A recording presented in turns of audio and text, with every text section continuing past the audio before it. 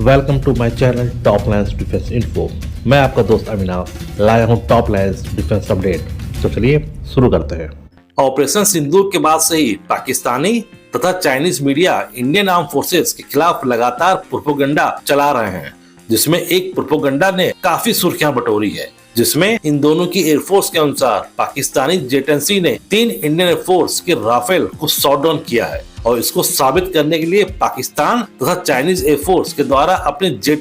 के ऊपर इनकी मार्किंग भी कर चुके हैं। हालांकि इसके एविडेंस के नाम पे आज तक कोई भी डेटा या फाइटर जेट का स्क्रैप पूरी दुनिया के सामने नहीं दिखा पाए हैं। हालांकि कई लोगों के द्वारा पाकिस्तानी एयरफोर्स के द्वारा किए गए इस क्लेम को झूठा ही मानना है, क्योंकि फ्रांस का राफेल चाइनीज जेट से कई मामलों में काफी एडवांस है और एक साथ 3 राफेल का शॉट डाउन होना किसी अचंभे से कम नहीं है। क्योंकि जहां पाकिस्तानी एयरफोर्स की जेट तथा JF-17 PL-15E जैसी मिसाइल से लैस थे, तो वहीं इंडियन एयरफोर्स के राफेल के पास मीटियोर मिसाइल भी अवेलेबल थी। और अगर दोनों एयरफोर्स के जेट्स के बीच डॉग फाइट हुई होगी तो केवल राफेल ही क्यों शॉट डाउन हुए और इन गिरे हुए राफेल का मलबा कहाँ है? क्योंकि अगर ये पाकिस्तान के हिस्से में गिरे होते तो अब तक पाकिस्तानी मीडिया इसका शो पूरी दुनिया के सामने कर चुके होते। तो इतना तो तय है कि पाकिस्तान अपने बर्बाद हो चुके एयर बेसेस तथा नष्ट हो चुके फाइटर जेट्स से दुनिया का ध्यान भटकाने के लिए राफेल के शॉट डाउन की कहानी बता रहा है।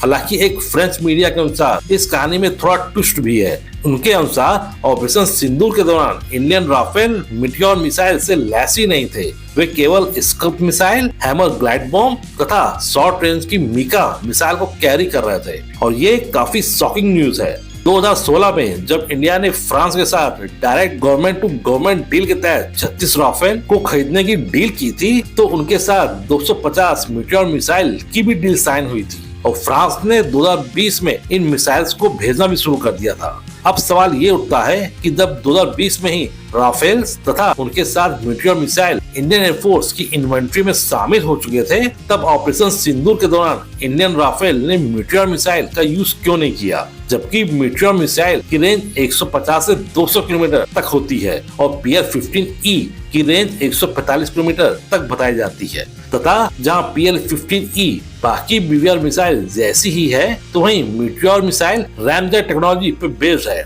जिसकी रफ्तार लॉन्च करते समय ही 4.5 मैक की हो जाती है। और अगर इन सब बातों को गौर किया जाए तो साफ साफ मीटियोर मिसाइल को डॉग फाइट में PL-15 के ऊपर एज मिली हुई है। ऑपरेशन सिंदूर के तहत इंडियन एयरफोर्स तथा पाकिस्तानी एयरफोर्स एक दूसरे के खिलाफ 7 या 8 मई को ही आमने सामने आए थे, जब इंडियन एयरफोर्स ने पाकिस्तान के अंदर तक जाके टेररिस्ट कैंप पे बॉम्ब गिरा के वापस आए थे, क्योंकि उसके बाद Pakistani air force Indian S-400 system के एक्टिव होने के बाद अपने हैंगर से बाहर निकले ही नहीं। फ्रेंच मीडिया के अनुसार अगर इंडियन राफेल मीटियोर मिसाइल को कैरी ही नहीं कर रहे थे तो ये इंडियन एयरफोर्स की बहुत ही बड़ी भूल थी, क्योंकि इंडियन एयरफोर्स को ये मालूम था कि पाकिस्तानी एयरफोर्स इंडियन एयरफोर्स के द्वारा किए गए हमले का जवाब जरूर देगी और उसके बाद भी इंडियन राफेल विदाउट मीटियोर के पाकिस्तानी एयर स्पेस में चले गए। फ्रेंच मीडिया ने यहाँ कुछ रीजन भी बताए हैं जिसके कारण शायद Indian Rafale Meteor missile available होने के बावजूद कैरी नहीं कर रहे थे, जिसमें सबसे पहला रीजन जो है उसके अनुसार इंडियन एयरफोर्स ने जब फ्रांस से 36 राफेल को खरीदने की डील की थी, तब उसमें काफी इंडियन स्पेसिफिक सिस्टम फिट करवाए थे, जिसके कारण हो सकता है कि इंडियन स्पेसिफिक सिस्टम को मीटियोर मिसाइल से वैलिडेट करने में अभी भी काम चल रहा हो, क्योंकि कई देशों के राफेल जेट मीटियोर मिसाइल को कैरी तथा फायर करने में सक्षम है। लेकिन जब आप अपने द्वारा डेवलप कोई सब सिस्टम फाइटर जेट में इंस्टॉल करवाते हैं तो फाइटर जेट को उन सिस्टम के साथ शुरू से सारे टेस्ट करने पड़ते हैं, जिसमें समय तो लगता ही है। दूसरा रीजन जो हो सकता है उसके अनुसार Indian air force indigenous option अस्त्रा mark 1 missile को फ्रेंच ऑप्शन मीटियोर के ऊपर प्रेफरेंस देना चाह रही हो, ताकि भविष्य में अस्त्रा मार्क 2 तथा अस्त्रा मार्क 3 जो खुद रैमजेट टेक्नोलॉजी पे आधारित है उनके लिए भी रास्ता खुल सके। अस्त्रा मार्क 3 इंस्टॉल होने के बाद इंडियन एयरफोर्स को फ्रांस की मीटियोर मिसाइल की तब कोई जरूरत ही नहीं पड़ेगी और इसी वजह से इंडियन एयरफोर्स ने मीटियोर मिसाइल को इंडियन राफेल में लिंक करवाने में देरी की हो। इसके अलावा भी एक तीसरा रीजन भी है जो कि काफी वैलिड है। इसके अनुसार इंडियन फोर्स की तरफ से अभी तक इस तरह की कोई खबर निकल के नहीं आई है कि इंडियन पायलट्स ने राफेल से मीटियोर मिसाइल की लाइव एक्सरसाइज की हो,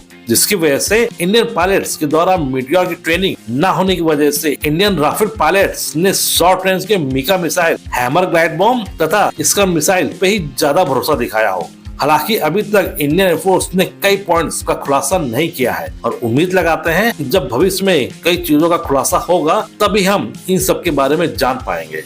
इसी तरह की डिफेंस न्यूज और फैक्ट्स की रेगुलर अपडेट पाने के लिए मेरे चैनल को लाइक और सब्सक्राइब जरूर कीजिए और हाँ, बेल आइकन दबाना मत भूलिएगा। जय हिंद।